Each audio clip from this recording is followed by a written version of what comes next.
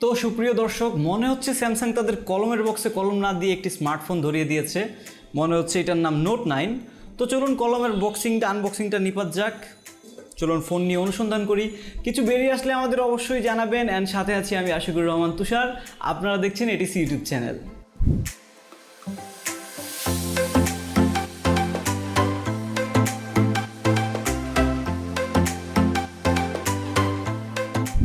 তো মোবাইল নিয়ে বলার আগে একটি স্পন্সর নিয়ে একটু শুনেন।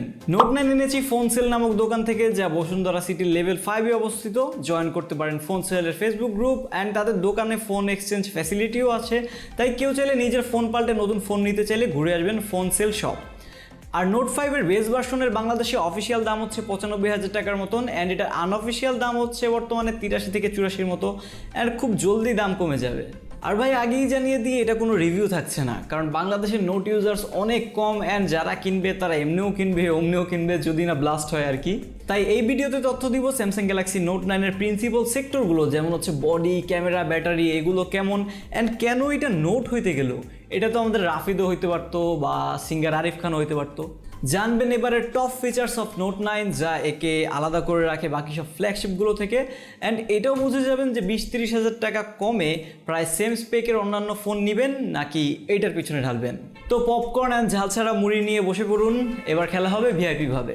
তো প্রথমে মোবাইলের প্রধান জিনিসগুলোর কী অবস্থা অ্যান্ড কীরকম এক্সপিরিয়েন্স পাবেন তা নিয়ে একটা ধারণা দিই, ওকে? তো প্রথম কথা, দিস ইজ নোট, একটা one of a kind series from Samsung, and একটা সার্টেন কাস্টমার গ্রুপের জন্য বানানো, অ্যান্ড তাদের জন্য পারফেক্ট। অ্যান্ড আমিও মোটামুটি তাদের গ্রুপেই পড়ি, যদিও ওনাদের মতো এত টাকা নাই, গরিব অবস্থা। নোট 8 থেকে নোট 9-এর পার্থক্য খুব একটা বেশি না, প্রায় সেমই বলতে গেলে। আর আনফর্চুনেটলি আমরা 2017 নোট 8টা রিভিউ করতে পারি নাই, অথবা নোট 8 নিয়ে কোনো ভিডিও বানাতে পারিনি কিছু সিচুয়েশনের কারণে। তবে এবার তো বানাচ্ছি নোট 9 নিয়ে। তবে নোট সিরিজের যে একটি আলাদা ডিজাইন অ্যান্ড বডি ল্যাঙ্গুয়েজ আছে, সেটা তো সবাই বুঝতেই পারছেন। লম্বা বডি অ্যান্ড প্রিমিয়াম একটা সিগনেচার ডিজাইন নিয়ে এগুলো বানানো হয়। অ্যান্ড এই ক্ষেত্রে স্যামসাং এখনও নচ থেকে দূরে আছে, যেখানে বাকিরা নচের সাথে কোলাকুলিও করে ফেলেছে সালামির জন্য। তবে কতদিন তারা দূরে থাকবে সেটা নিয়ে সন্দেহে আছি। আর তাদের ফ্ল্যাগশিপ ফোনে যেই পরিমাণ বেজেল অথবা চিন দেয় সেটা সহনীয়, কিন্তু বাজেট ফোনে যা দেয়, তো বেশ বড়, চড়া, লম্বা, 201 গ্রাম ভারী এই স্মার্টফোন রেগুলার পিপলদের জন্য রেগুলার লাইফে মানাতে কষ্টকর হয়ে দাঁড়াবে মনে হচ্ছে।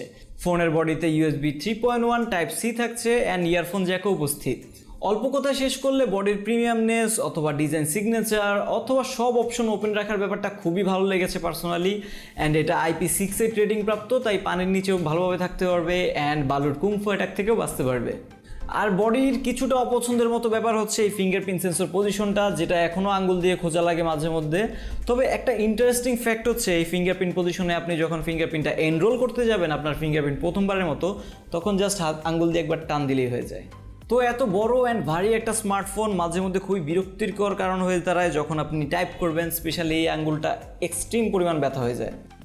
তারপর ডিসপ্লে নিয়ে বলতে গেলে এতে 6.4 ইঞ্চ 18:9 অ্যাসপেক্ট রেশিওর সুপার অ্যামোলেড ডিসপ্লে দেওয়া হয়েছে। দুই পাশে আছে কর্নিং গরিলা গ্লাস 5-এর protection, and screen resolution as usual QHD+। আর ডিসপ্লে কোয়ালিটি নিয়ে বলতে গেলে আমি বলবো যে shut up and take my money, কারণ এত ভাইব্রেন্ট, এত কালারফুল অ্যান্ড শার্প রিচ একটা ডিসপ্লে, তার সাথে আবার HDR10 সাপোর্টেড। আমি বলতে বাধ্য যে এটা ওয়ার্ল্ডের টপ 3 স্মার্টফোন ডিসপ্লের মধ্যে একটা পড়ে যায়। অ্যান্ড এটাতে গ্রাফিক্স এত মনোমুগ্ধকর লেভেলের লাগে যে বলে বোঝানো সম্ভব না। যত যাই বলেন, আমি সিম্পলি একে বেস্ট ডিসপ্লে বলে খ্যাত করেই শেষ করছি। তারপরে সেক্টরে চলে আসে পারফরমেন্স, অ্যান্ড সব জায়গায় শুনে যাচ্ছেন স্ন্যাপড্রাগন 845, কিন্তু কেউ দামই দিল না Exynos 9810 রে। কিন্তু guess what, this is Bangladesh, and এখানে Exynos ভার্সনটাই নিতে হয় এসব স্যামসাং ফ্ল্যাগশিপ কিনতে গেলে। অ্যান্ড আমাদের ভার্সনটা হচ্ছে Exynos ভার্সন, অ্যান্ড রিয়েল লাইফে Exynos version and Snapdragon version সেটা তেমন একটা পার্থক্য পাবেন না। যদিও আমি আগে শুনেছিলাম যে স্ন্যাপড্রাগন ভার্সনটা একটু সলিড অ্যান্ড স্টেবল পারফরমেন্স দেয়, অ্যান্ড Exynosটা একটু বেশি ব্যাটারি ব্যাকআপ থাকে। তো যাই হোক, আমাদের ভার্সনটায় আছে হচ্ছে 6GB র্যাম অ্যান্ড 128GB রম। এটার একটা হায়ার ভার্সন থাকতেছে, যেটা হচ্ছে 8GB র্যাম অ্যান্ড 512GB রম। আবার এক্সটার্নালি যে হাইব্রিড সিম স্লট দিয়ে আরও 512GB অ্যাড করতে পারবেন। আর স্বাভাবিকভাবে এর পারফরমেন্স ছিল তুক্ষার, বাটার স্মুথ অ্যান্ড হ্যান অ্যান্ড ত্যান। সোজা কথায় বলতে গেলে লাখ টাকা স্মার্টফোনের পারফরমেন্স যেমন হবে তেমনই আর কি। তবে মজার ব্যাপার ছিল ফোর্টনাইট গেমসটা এটাতে এক্সক্লুসিভ অ্যান্ড আমরা তা নামিয়েছি অ্যান্ড খেলেছি অ্যান্ড আমাদের দেশি পাবজি প্লেয়ার্স ভিডিওটা তো দেখেছেনি হয়তো, অ্যান্ড সেখানে তন্ত্রিক বলেছিলই পাবজি গ্রাফিক্স ভালো না, ফোর্টনাইটই বেটার, ফোর্টনাইট বেস্ট পাবজি। তো পারফরমেন্স গেলে থাকে ক্যামেরা। ভাই S9 প্লাসের ইনডেপথ রিভিউ তো দেখেছিলেন নি আমাদের, একদম S9 প্লাসের ক্যামেরায় এইটাতেও বসিয়ে দিয়েছে তারা। তাই পিকচার কোয়ালিটি কিছু জায়গায় 19 থেকে 20 হতে পারে সর্বোচ্চ, তবে বাকি জায়গায় একই রকম দুইটা। তাই ক্যামেরা নিয়ে বিস্তারিত যাচ্ছি না যেহেতু এটা ইনডেপথ রিভিউ না। আর বিস্তারিত আসলেই যদি লাগে তাহলে বলবো ভাই এটা লাখ টাকার স্যামসাং ফ্ল্যাগশিপ। স্যামসাংয়ের চিরচেনা বৈশিষ্ট্য যেমন sharp photos at good light, smooth face, awesome low light, এইসব ফিচার নিয়েই তো থাকবে তাই না? তবে এক্সট্রা একটা ফিচার ছিল, সেটা হচ্ছে সো কল্ড AI বা আর্টিফিশিয়াল ইন্টেলিজেন্স, তারা এটার নাম দিয়েছে হচ্ছে সিন অপটিমাইজার। এই ভদ্রলোকও সিন ডিটেক্ট করে ওই অনুযায়ী কিছু চেঞ্জ নিয়ে আসে। মিড রেঞ্জ ফোনগুলোর মতো নোট 9 AI বেশি নষ্ট করে ফেলে না পিকচারগুলোকে যদিও, তবুও অফ পিস। আরেকটা ফিচার ছিল ফ্ল ডিটেকশন, বা ছবি তোলার পর দেখি যে চোখ বন্ধ টেরা হয়ে আছে, এইসব প্রিভেন্টের জন্য একটা ওয়ার্নিং দেয় অ্যান্ড আরেকটা তুলতে বলে। এছাড়া এর ক্যামেরা ছিল অ্যাজ ইউজুয়ালি বলবো very much flagship level and Samsung Galaxy S9 প্লাসের মতোই, অ্যান্ড ফ্রন্ট ক্যামেরার ক্ষেত্রেও একই কথা থাকলো। S9 প্লাসের ভিডিওটা দেখে আসেন তাহলে বিস্তারিত সব ক্লিয়ার হয়ে যাবে।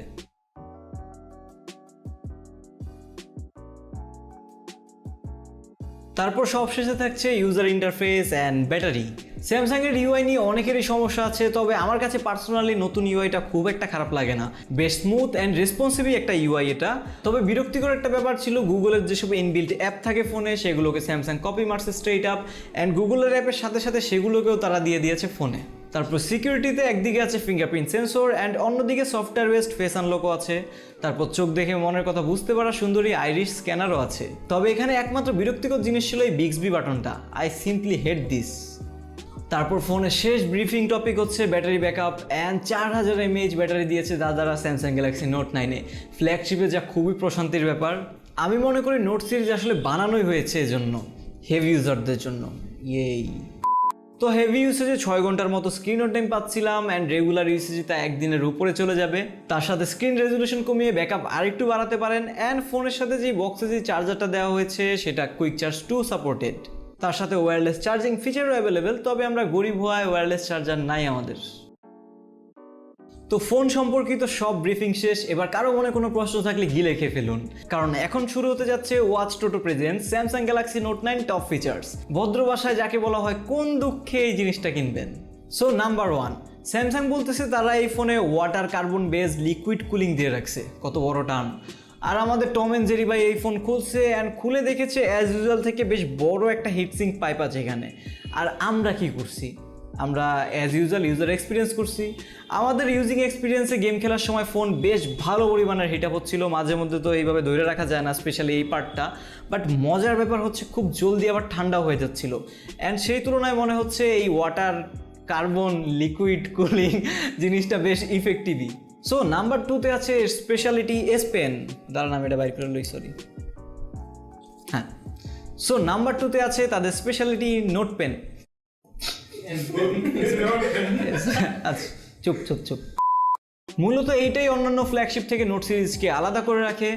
এবারের S Pen ব্লুটুথ কানেক্টেড থাকবে আপনার ফোনের সাথে, অ্যান্ড S Pen-এর আগের নেটিভ ফিচার্সগুলোর সাথে আরও কয়েকটি ফিচার্সও থাকছে এক্সট্রা। কিন্তু বড় চেঞ্জ ছিল S Pen-এর এই বাটনটি।